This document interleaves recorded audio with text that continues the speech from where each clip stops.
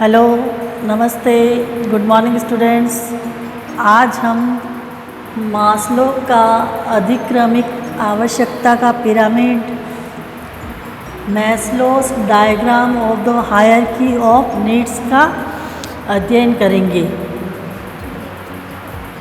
ये theory motivation में आती है, अभिप्रेरणा में। और मोटिवेशन क्या होता है, इसका अर्थ क्या होता है, परिभाषा कितनी होती है, किस प्रकार की होती है और इसके कितने टाइप्स ऑफ मोटिवेशन होते हैं, इसका हम पिछले वीडियो में अध्ययन करेंगे। आज हम हायरार्की थ्योरी का अध्ययन करेंगे। हायरार्की थ्योरी का मतलब होता है कि नीचे से ऊपर की ओर जाना, सबसे ज़्यादा नीचे फिर कम ऐसे की ओर जाना। क्रम वाइज में हम ऊपर से नीचे की ओर बढ़ते हैं और हायरार्की में हम नीचे से ऊपर की ओर बढ़ते हैं। और ये थ्योरी अब्राहम मास्लो ने दी थी और ये अमेरिका के रहने वाले थे और इन्होंने 2 पुस्तकें भी लिखी है जो काफ़ी प्रसिद्ध हुई थी, a theory of human motivation और पर्सनैलिटी एंड मोटिवेशन। ये 2 पुस्तकें लिखी है जिसमें इन्होंने अभिप्रेरणा का वर्णन किया है। ये इन दोनों पुस्तकों का आपको किसी भी कंपटीशन एग्ज़ाम में भी पूछ सकते हैं, तो आप इन दोनों पुस्तकों का नाम भी ध्यान में रखना कि कौन सी 2 पुस्तकों में मास्लो ने मोटिवेशन के बारे में बताया है। अब हम इसकी हायरार्की थ्योरी का अध्ययन करेंगे। इसको इन्होंने एक ट्रायंगल में बताया है। सबसे फर्स्ट बताया शारीरिक आवश्यकता, फिजियोलॉजिकल नीड्स। दूसरी है सुरक्षा की आवश्यकता, सेफ्टी नीड्स। तीसरी है अपनत्व एवं प्यार की आवश्यकता, लव एंड बिलोंगिंगनेस। फोर्थ है सम्मान की आवश्यकता, स्टीम नीड्स। 5वीं है आत्म वास्तविकीकरण, सेल्फ एक्चुअलाइजेशन। नेक्स्ट 6th है ज्ञान और समझ, नॉलेज एंड अंडरस्टैंडिंग। और 7th लास्ट है एस्थेटिक नीड्स। तो हम इसमें 7 के बारे में अध्ययन करेंगे। बाकी आप इसमें मेनली मास्लो ने 5 ही बताई है। आप इसको हायरार्की थ्योरी को 5 पॉइंट तक भी बता सकते हैं, लेकिन किसी किसी बुक में 7 तक बताया, तो मैंने आपको ये 2 पॉइंट और एक्स्ट्रा भी लिए हैं। तो चलिए हम अब इसका विस्तार से अध्ययन करते हैं। सबसे पहले बताई थी मास्लो ने शारीरिक आवश्यकता, फिजियोलॉजिकल नीड्स। मास्लो ने कहा है कि सबसे पहले व्यक्ति अपनी शारीरिक आवश्यकताओं की पूर्ति करने के लिए अभिप्रेरित होता है, क्योंकि भूखे पेट भजन न गोपाला। मनुष्य को सबसे पहले आवश्यकता होती है अपनी भूख, प्यास, काम आदि जो भावना है उनको शांत करना। शारीरिक आवश्यकता बगैर पूरा किए वो आगे नहीं बढ़ सकता है। तो इसको पूरा करने के लिए वो रोजगार की तलाश में आगे बढ़ता है, बिजनेस की तलाश में, नौकरी की तलाश में। हर व्यक्ति अपनी योग्यता के अनुसार आगे बढ़ता है, क्योंकि हम आगे पूर्व की वीडियो में अध्ययन कर चुके हैं कि वुडवर्थ ने कहा था एबिलिटी प्लस अभिप्रेरणा।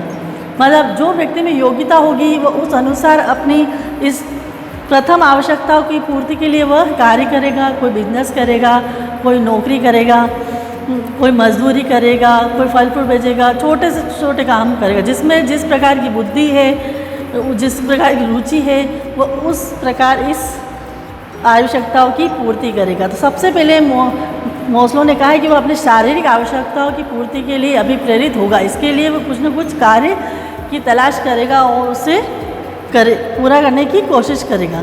फिर जब उसकी शारीरिक आवश्यकता की पूर्ति हो जाती है, वो अपने भूख को शांत कर सकता है, उसके लिए भोजन कमा सक रहा है, अपनी भूख, प्यास, काम, भावना आदि को शांत कर पा रहा है, तो आगे दूसरी आवश्यकता की तरफ बढ़ेगा। और दूसरी आवश्यकता क्या बताइए? सुरक्षा की आवश्यकता, सेफ्टी नीड्स। अब वह अपनी सुरक्षा के उपाय सोचेगा। हाँ, मुझे सुरक्षित रहना है, मुझे जिंदा रहना है, मुझे इन प्राकृतिक आपदाओं से भी बचना है और अपने पास पड़ोस के देश किसी से भी बचना है। तो इसके लिए क्या करेगा? वो एक मकान बनाएगा जिसमें वह सुरक्षित रह सकेगा, उसमें कोई भय नहीं रहेगा और वो आराम से उसमें निश्चित होकर रहेगा। न तो उसको दुश्मनों से डर रहेगा, न ही उसको किसी भी जानवर या प्राकृतिक आपदा से वह बच सकता है। तेज़ धूप, वर्षा, सर्दी, गर्मी सबसे वो बच सकता है। तो इसके लिए वह अपनी सुरक्षा की आवश्यकता की पूर्ति करेगा। इसके लिए वह मकान वगैरह बनाएगा और उसमें वह सुरक्षित रहेगा। जब उसकी दोनों आवश्यकताओं की पूर्ति हो जाती है, शारीरिक आवश्यकता और सुरक्षा की आवश्यकता, तो मोस्लो ने कहा है कि तब उसे अपनत्व एवं प्यार की आवश्यकता होती है, लव एंड बिलोंगिंगनेस। अब उसको ये दोनों चीज़ तो मिल गई, लेकिन अब उसके बाद में क्या है कि मनुष्य एक सामाजिक प्राणी है, वो समाज में रहना चाहता है, तो उसे प्यार, सम्मान आदि की आवश्यकता होती है। तो वह अपने दोस्तों, रिश्तेदारों को ढूंढेगा जिसमें वह अपनत्व एवं प्यार को खोजेगा।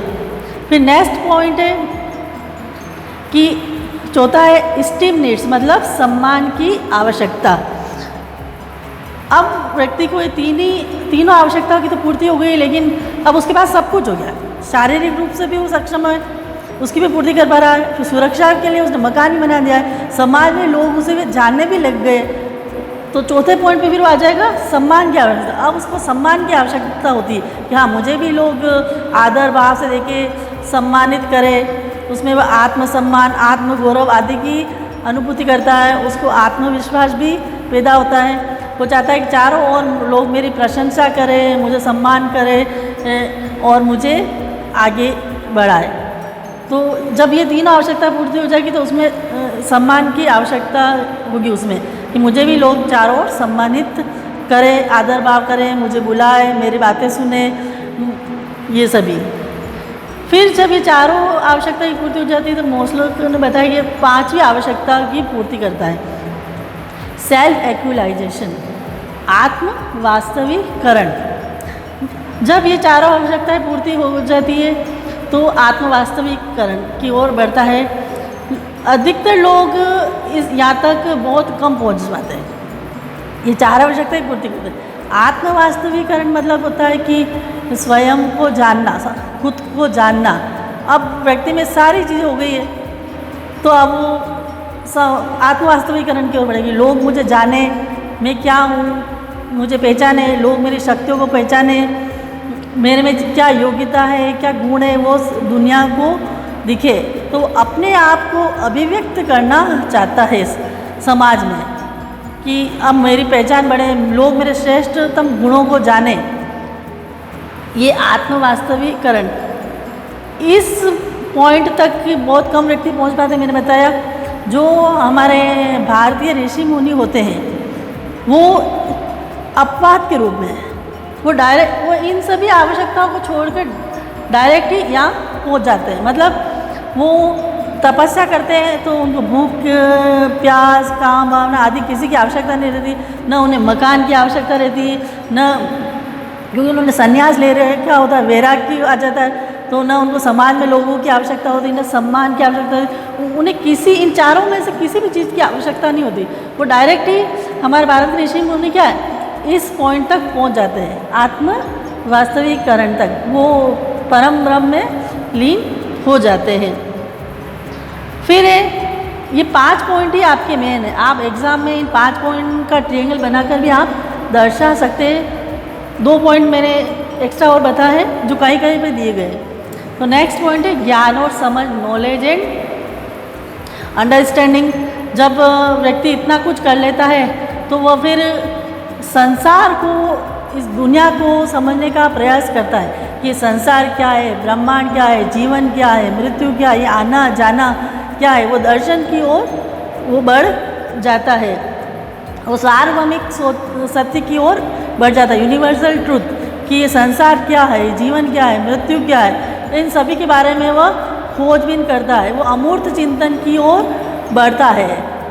अमूर्त चिंतन मतलब जो चीज़ें नहीं दिखाई देती उसके बारे में भी वो सोचता रहता है, गहन अध्ययन करता है। फिर जब इसकी पूर्ति हो जाती, लास्ट में व्यक्ति को होती एस्थेटिक नीड्स। यहाँ पे एस्थेटिक नीड्स मतलब हर देश, हर युग, हर काल में कुछ महान व्यक्तियों की पैदा होते हैं, जैसे महात्मा गांधी, भगवान राम हैं, महावीर स्वामी हैं, गौतम बुद्ध है आदि। हर युग में कोई ना कोई व्यक्ति पैदा होते रहे, महान व्यक्ति। तो उनके जीवन और आदर्शों को अपने जीवन में अपनाना, उनके पीछे के सौंदर्य को देखना और उसे अपने जीवन में उतारना, फिर उसमें एक सृजनात्मकता लाना, ये सौंदर्य आवश्यकताएं होती है। तो मास्लो की पिरामिड में इन सातों आवश्यकताओं का वर्णन किया गया है। आप इसे विस्तार से पढ़िए, ये बहुत ही इम्पोर्टेंट है। धन्यवाद। Thank you.